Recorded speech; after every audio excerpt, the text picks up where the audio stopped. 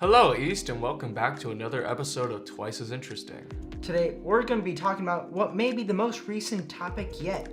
At the time of this recording, we'll be discussing and filming not one, not two, but three natural phenomena at the same time. And that is the super blood wolf moon.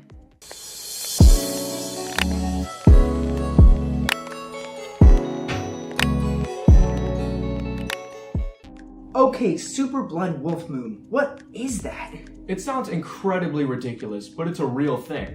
It's an event that, as said earlier, is comprised of three different phenomena regarding the moon. The first one is the wolf moon, which is just a name for the first full moon in the year that has Native American origins. Now, what does the super part of it mean? Well, unfortunately, the moon is still going to be the same ball of rock and dust. There's nothing necessarily super about it. It's only the name when the moon is closest to the Earth while it's in orbit. 2 down, 1 to go. Now, most of us visually know what the blood moon is. It's the moon with a reddish-orange tinge. But there's actually much more that's going on that most people forget after 7th grade science class. A blood moon goes by another name, a lunar eclipse. When a lunar eclipse occurs, the Earth is directly in between the sun and our moon. On the scale of us, if something comes in between an object and a light source, let's say that one tall guy who sits in front of you in a class during a lecture, obviously most of the light is going to be blocked by the sky, but not all of it. If the light source is bigger than the object, which in terms of a human and a lecture screen it usually is, some of the light may move past and around the person and still hit you.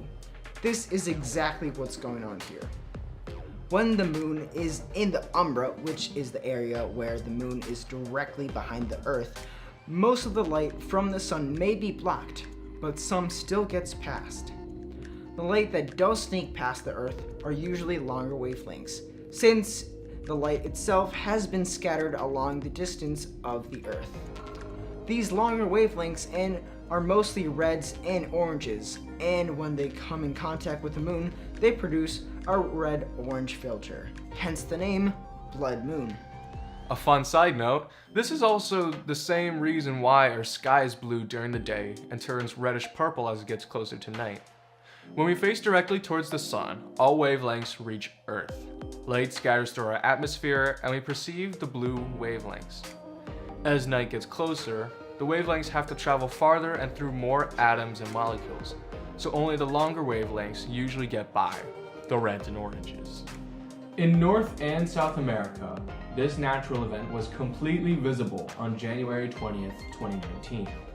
Most of Asia and all of Australia and Oceania was unable to witness it, and the entirety of Europe and Africa only saw a part of it. That will be the only total lunar eclipse this year, and most likely 2020. There will be another lunar eclipse this July, but it will only be a partial eclipse. But around the same time, there will be a total solar eclipse that will be visible in the nations of Chile and Argentina. So, if you didn't catch this one, you can spend your summer vacation watching the total solar eclipse, listening to some tango music. Spectacular phenomena, such as total lunar eclipses and the super blood wolf moon that we just saw earlier, won't always be around. Because of our fast orbit with the sun, the moon is increasingly getting 1.6 inches or 4 centimeters away from the Earth every year as it's being dragged along the orbit. This gradual outward spiral that our moon is performing will reach a point 600 million years from now, where a total solar eclipse won't be possible when viewing from Earth. 600 million years is a very long time, but it reminds us that everything in the universe is temporary. Things we are very familiar with being temporary, such as buildings and structures and cities, are only the surface of things that are truly temporary.